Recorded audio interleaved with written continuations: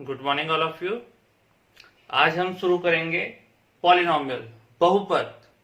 ये टॉपिक आपका class 8, 9th और 10th तीनों क्लासेस के लिए है। इसे आप ध्यान से देखें और फिर जो आपको क्वेश्चन दिए जाएंगे उन्हें आप सॉल्व करके दिखाएंगे। आपको वर्कशीट मिलेगी, उस पर आपने सॉल्व करके दिखाना है, जो मैं आपको अब बताने जा रहा हूं। देखिए, बहुपद क्या होता है। पॉलिनोमियल, जैसे कि आपको नाम से ही पता चल रहा है, बहुपद ये दो टर्म से बना है, एक बहु प्लस पद।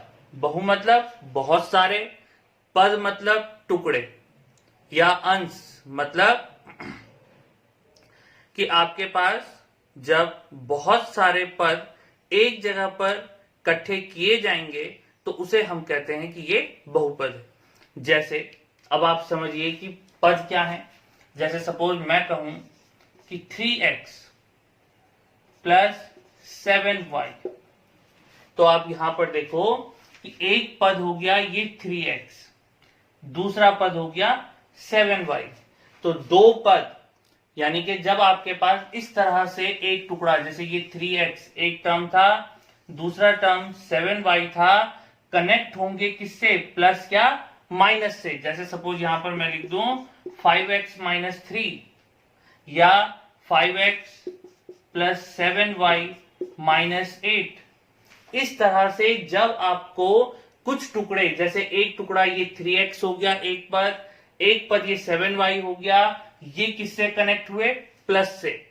तो यहां पर हम कहेंगे कि इस क्वेश्चन में दो पद हैं। तो चूंकि यहां पर दो पद हो रहे हैं इसलिए एक बहुपद है। यहां पर भी दो पद हैं, एक 5x एक 3, किससे कनेक्ट हुआ? बीच में कौन सा सिंबल है? माइनस का। तो जब दो या दो से ज्यादा पद प्लस या माइनस से कनेक्ट होते हैं, जुड़ते हैं, उनके बीच में प्लस या माइनस का चिन्ह होता है, तो आपके पास जो बीजीय व्यंजक मिलता है उसे हम कहते हैं कि ये एक बहुपद है। अब ध्यान से देखिए, सपोज मैंने यहां पे कहा कि ये 3x प्लस 7y, तो इसमें एक पद हुआ ये 3x, एक पद हुआ ये 7y, इसलिए ये एक बहुपद है। ठीक है। इसमें अगर मैं पूछूं कि कितने पद हैं, तो इसमें दो पद हैं, एक पद ये एक पद ये। इसी तरह इस वाले में 5x माइनस 3, तो आपके पास एक टर्म हो गया ये 5x, सेकेंड टर्म हो गया 3, तो इसलिए ये भी एक बहुपद है। इसी तरह यहां पर तीन पद हैं, इसलिए ये भी एक बहुपद है। लेकिन ये इतना सरल नहीं है जितना यहां पर मैंने अभी लिखा। इसके बहुत सारे पॉइंट्स हैं, उन्हें आपको अब समझना होगा। क्या समझना है? ध्यान से देखिए।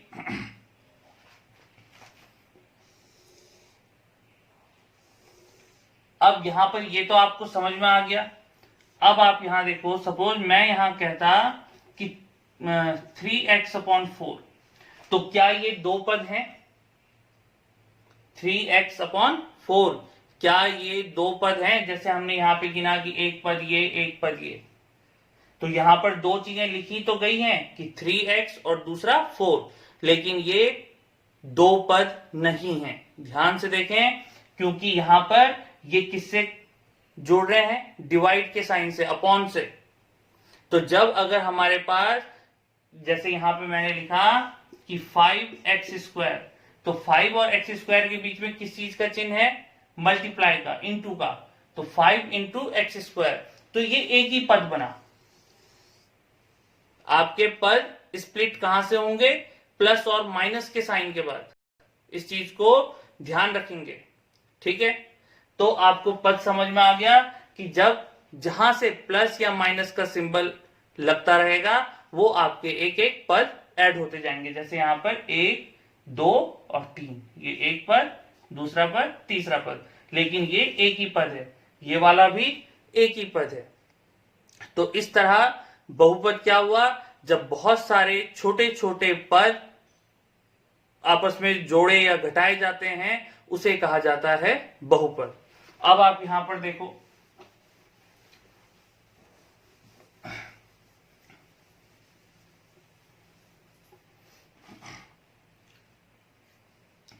अब जैसे सपोज मैंने लिखा 3x⁴ plus 4x³ plus 3x² plus 7। तो अब आप यहां पर से इनकी घातों के अनुसार भी इसको समझिए। एक बहुपद वो होता है जिसमें जो आपको ये x या y या z जो भी वेरिएबल दिए जाएंगे उनकी पावर कैसी होनी चाहिए, हमेशा पॉजिटिव। पॉजिटिव मतलब धनात्मक। जैसे यहां पर है ये 4, 3, 2, 1, अगर कहीं पर सपोज पावर कैसी लिखी जाती, अगर मैं इसी सवाल में ऐसे लिख देता कि 3x की power -4 plus 4x³ plus 3x to the power 1/3 और प्लस 7, तो यहां पर आप अंतर समझ रहे हैं कि ये जो मैंने यहां पर आपको एक एक्सप्रेशन लिख के दिया, इसमें पावर सारी कैसी थी, पॉजिटिव। जैसे 4, 3, 2 और यहां पर 0, तो ये सारी धनात्मक घातें थी। इस तरह यहां पर क्या है, एक ऋणात्मक घात आ चुकी है। तो आपका बहुपद वो होगा जिसमें सारी घातें कैसी होनी चाहिए, धनात्मक, एक पूर्ण संख्या होनी चाहिए। ये इसकी सबसे इंपॉर्टेंट कंडीशन है। अगर आपने ये ध्यान नहीं दिया तो सब गलत हो जाएगा। तो इसका मतलब इस क्वेश्चन में अगर पूछूं कि इनमें से कौन बहुपद है और कौन बहुपद नहीं है, तो आपका आंसर होगा कि ये वाला टर्म आपका बहुपद है, ये वाला टर्म आपका बहुपद नहीं है। क्यों नहीं है, ये बहुपद क्यों नहीं है, क्योंकि यहां पे x की घात कैसी आ गई, ऋणात्मक। साथ ही साथ यहां पर कैसी आ गई, एक परिमेय संख्या के रूप में आ गया 1/3।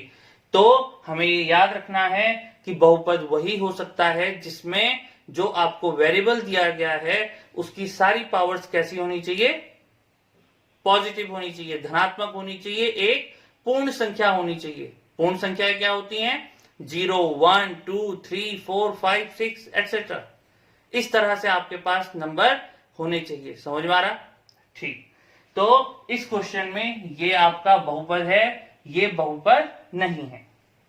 और मैंने ये टर्म लिखे हैं, जैसे x हो गया, ये x की पावर 3 है, ये x टू द पावर 4 है। तो इस x को हम यहां पर कहते हैं चर, वेरिएबल। क्या कहा जाता है, जो ये x, y, z हम यूज करते हैं इन्हें कहते हैं चर। और जो हमारे पास ये नंबर हैं, जैसे 3 हो गया, 4 हो गया, 1/7 हो गया, 5 हो गया, जो भी हैं, तो इन्हें हम कहते हैं अचर, कांस्टेंट। तो इसका अर्थ आप यहां पे समझ लो कि जो ये काउंटिंग नंबर हैं, जो हमारे पास ये 3 है, 4 है, 5 है, 100 है, 10 है, 50 है, इनकी वैल्यू हमेशा क्या होगी, फिक्स होगी। 10 की वैल्यू हर जगह 10 ही होगी। आप उसे दिल्ली में जाके काउंट करेंगे तब भी 10 होगा, ऋषिकेश में काउंट करेंगे तब भी 10 होगा, देहरादून में करोगे तब भी 10 की वैल्यू हमेशा 10 ही होगी। अगर मैं बोलूंगा कि 2 3 जा 6 होता है, तो दुनिया का कोई भी इंसान होगा वो उसे 6 ही बताएगा, उसकी वैल्यू कभी घट बढ़ नहीं सकती। समझ में आ रहा, जो चीज निश्चित होती है उसे कहते हैं हम अचर। ये कांस्टेंट है, इसकी वैल्यू कोई बदल नहीं सकता, ठीक। और चर, ये x, y, z, a, b, c, का, ख, ग, जो भी आप समझें, तो इनकी वैल्यू क्या होती है, according to condition, according to question change होती रहती है। ठीक है, समझ में आ गई बात यहां तक। तो इनकी कंडीशन क्या होती रहती है, चेंज होती रहती है, इसीलिए इसको क्या बोलते हैं, चर, वेरिएबल, कि ये अपनी वैल्यू अलग अलग सवाल में, अलग अलग कंडीशन में चेंज करते रहते हैं। जिसकी वैल्यू फिक्स ना हो उस वेरिएबल को कहते हैं हम क्या, चर। तो अब आप यहां पर से समझिए कि अब आपको ये समझ में आ गया है कि बहुपद क्या हुआ, जिसमें बहुत सारे पद हैं। पद कैसे काउंट करने हैं कि किसी बीजीय व्यंजक में जब आपके पास प्लस और माइनस के बाद जो भी टर्म ऐड होते रहेंगे उन्हें आपने काउंट करना है एज ए टर्म। कि प्लस के बाद जैसे मैंने लिखा यहाँ पे 3x की पावर 4, फिर यहाँ पे लिखा ये 7x, यहाँ बीच में लगा दिया प्लस, तो ये दो टर्म बन गए, एक पद ये, एक पद ये। लेकिन अगर मैं खाली ये कहूं कि 5 इंटू वाई, तो ये एक ही पद है। तो जो चीज गुणा और भाग के द्वारा आपस में जुड़ेगी उसे एक ही चीज मानना है, एक ही टुकड़ा मानना है, एक ही पद मानना है। और जो चीज प्लस या माइनस से जुड़ेंगी वो आपके टर्म हो गए। और जब आपके पास एक या एक से ज्यादा टर्म आ जाते हैं तो वो वहां पर पद बन जाते हैं, बहुपद बन जाता है। अब यहां पर समझो कि बहुपद के प्रकार क्या होते हैं। तो इस प्रकार पहले आप इसकी एक स्टैंडर्ड फॉर्म देख लो। स्टैंडर्ड फॉर्म व्यापक पद, बहुपद की व्यापक फॉर्म होती है a x to the power n plus b x to the power n minus 1 plus c x to the power n minus 2 plus dot dot dot plus d। कहने का मतलब कि यहाँ पर जो हमारी x की घातें होंगी वो या तो इंक्रीजिंग ऑर्डर में होती हैं या डिक्रीजिंग ऑर्डर में होती हैं। तो जैसे माना मैंने यहाँ पे कहा कि हमारे पास जो ये n है ये 5 है, तो यहाँ पे हो जाएगा a x की power 5 plus b x to the power 4 plus c x to the power 3 plus dot dot dot constant term जो भी आपको होगा दिया हुआ। ठीक, अब आप यहां पर देखो कि बहुपदों के प्रकार होते हैं, पद के अनुसार उन्हें हम 2-3 भागों में बांट लेते हैं। देखिए, जैसे सपोज मैंने यहां पे लिखा 5x टू द पावर 16 या मैंने लिखा 7x टू द पावर 4 या हमने लिखा 2x क्यूब या मैंने लिखा -5x की पावर 4। तो आप यहां पर देख रहे हैं कि इन सारे टर्म्स में केवल एक ही पद है। इसको मैंने अभी आपको बताया कि इसे क्या मानना है, एक ही पद मानना है। 3/7 x टू द पावर 6 ये भी क्या है, हमारा एक ही पद है। तो जिस प्रश्न में आपको एक ही पद दिया हुआ रहेगा उसे बोलते हैं हम एक पदीय बहुपद, मोनोमियल, ये आपका मोनोमियल हो गया। सेकेंड, अगर मैंने माना ये लिख दिया 5x² plus 3x 7x minus 5y या 3/2 x क्यूब प्लस 5x² या 4x क्यूब प्लस 7x²। तो आप यहां पर देख रहे हैं कि इसमें कितने पद हैं, एक ये है एक ये है, तो 2 पद हैं।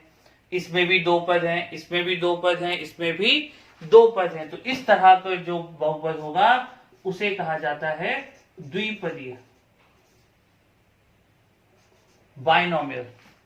ये हो गया आपका एक पदीय मोनोमियल, ये हो गया आपका द्विपदीय बाइनोमियल। इसी तरह अगर 3 पद हो जाएंगे तो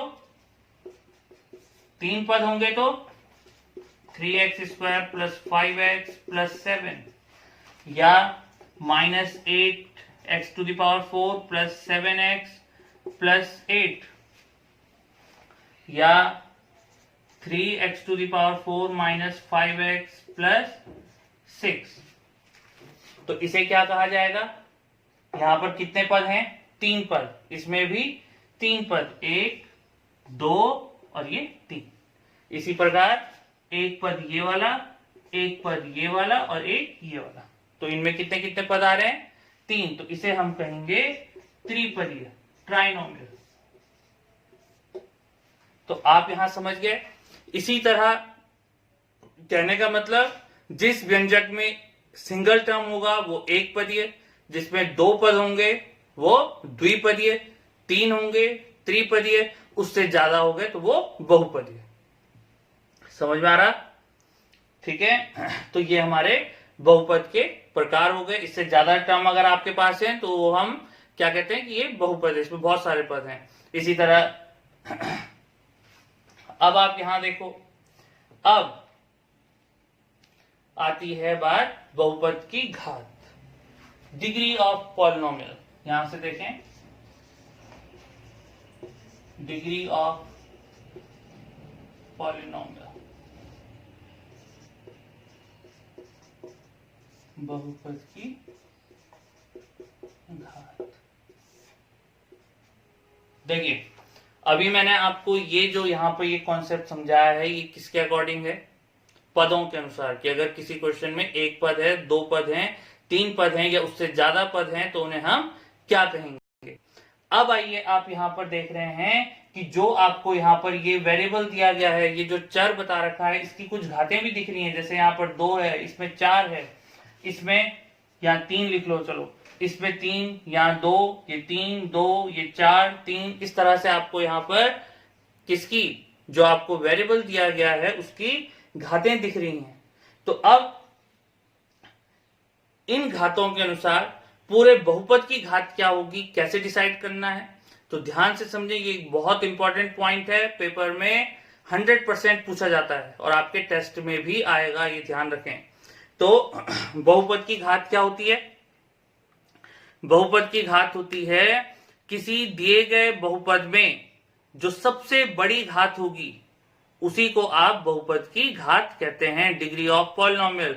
इट मीन्स, जैसे सपोज मैंने यहां पे लिखा कि 7x⁶ plus 3x⁵ plus 4x⁵ plus 3x² plus 7, जैसे ये क्वेश्चन मैंने आपको यहां पर लिख के दिया, तो आप यहां पर देख रहे हैं कि इस क्वेश्चन में x की हाईएस्ट पावर, सबसे बड़ी पावर कौन है? 6, फिर 5 है, 3 है, 2 है, इस पे 0 है, लेकिन सबसे बड़ी पावर क्या है? ये 6। तो कहने का मतलब क्या हुआ कि बहुपद की घात क्या हुई? आपका आंसर होगा, क्या होगी बहुपद की घात? 6। तो degree of polynomial is 6। Highest power of variable, किसी चर की जो सबसे बड़ी घात होगी उसी को आप क्या कहेंगे? उसे ही आप क्या कहेंगे? बहुपद की घात। कोई दिक्कत यहां पर? तो आपने यहां पर आज क्या देखा? आपने देखा कि बहुपद क्या होता है, बहुपद के पदों के अनुसार हम उसे क्या क्या नाम दे सकते हैं, चर क्या होता है, अचर क्या होता है। अचर कौन है? जिनकी वैल्यू फिक्स होती है, जैसे 1, 2, 3, -4, -7 जो भी हैं। चर क्या है? x, y, z, a, b, c, जिनकी value according to question, according to condition change होती रहती है, उन्हें हम कहते हैं वेरिएबल या चर। समझ में आ गया? इसके बाद मैंने आपको क्या बताया कि बहुपद की घात, डिग्री ऑफ पॉलिनोमियल क्या होगा? जो आपको क्वेश्चन दिया गया है, जो आपको बहुपद दिया गया है, उसमें जो वेरिएबल की सबसे बड़ी पावर होगी उसी को आप बहुपद की घात कहेंगे। यहां तक कोई दिक्कत? अब इस बहुपद की घात के अनुसार भी हम अपने पॉलिनोमियल्स को विभाजित कर सकते हैं। जैसे अगर किसी बहुपद की एक ही घात है, एक ही घात का अर्थ क्या समझ रहे हैं आप? कि उसमें सबसे बड़ी पावर क्या होगी? 1 होगी। जैसे यहां पर समझो ऐसे 5x + 4, तो यहां पर x की घात जब कुछ नहीं है तो क्या है? 1 है। या 3/7x + 4 या 2y + 3। तो आप इन एग्जाम्पल्स में देख रहे हैं कि जो चर मैंने यहां लिखे उनकी सबसे बड़ी घात क्या है? 1। तो ऐसे बहुपद जिनकी घात 1 होती है उसे कहते हैं हम रैखिक बहुपद, लीनियर पॉलिनोमियल। जिस बहुपद की घात 2 होगी, घात 2 होने का मतलब कि उस क्वेश्चन में हाईएस्ट पावर वेरिएबल की कितनी लिखी गई होगी? 2। तो जिस पॉलिनोमियल की डिग्री 2 होगी उसे हम कहते हैं द्विघातीय बहुपद। ठीक है? Quadratic polynomial. एक घात वाले बहुपद को क्या कहते हैं? रैखिक बहुपद। लीनियर पॉलिनोमियल 2 घात वाले को क्या कहते हैं? क्वाड्रेटिक पॉलिनोमियल, द्विघातीय बहुपद। और जिसमें 3 घात होंगी, 3 घात वाला एग्जांपल देखिए जरा, यहां पे कोई लिखा मैंने, जैसे ये है, यहां पे आपके पास हाईएस्ट पावर क्या है? 3 है। तो इस बहुपद की घात क्या हो गई? 3। इस वाले बहुपद की घात क्या हो गई? 3। ये द्विपदीय तो है ये वाला उदाहरण, लेकिन अगर घात के अनुसार पूछूंगा तो इसकी घात क्या है? 3। तो जिस बहुपद की घात 3 होगी उसे बोलते हैं, क्या बोलते हैं? त्रिघातीय बहुपद या क्यूबिक पॉलिनोमियल। कोई दिक्कत? तो जो टॉपिक मैंने अभी आपको यहां पर बताए हैं कि लीनियर पॉलिनोमियल क्या होता है, क्वाड्रेटिक पॉलिनोमियल क्या होता है, क्यूबिक पॉलिनोमियल क्या होता है, मोनोमियल्स, बाइनोमियल्स, ट्राइनोमियल्स, मतलब एक पदीय, द्विपदीय, त्रिपदीय क्या होते हैं, बहुपद क्या होता है, चर अचर क्या होता है, आप अपनी कॉपी पे लिखेंगे और आपको अभी एक वर्कशीट भेजी जाएगी, उसे आप सुबह तक मुझे सॉल्व करके दिखाएंगे और उम्मीद है कि जरूर करेंगे। क्लियर? चलिए, ध्यान से रहें, स्वस्थ रहें, पढ़ते रहें।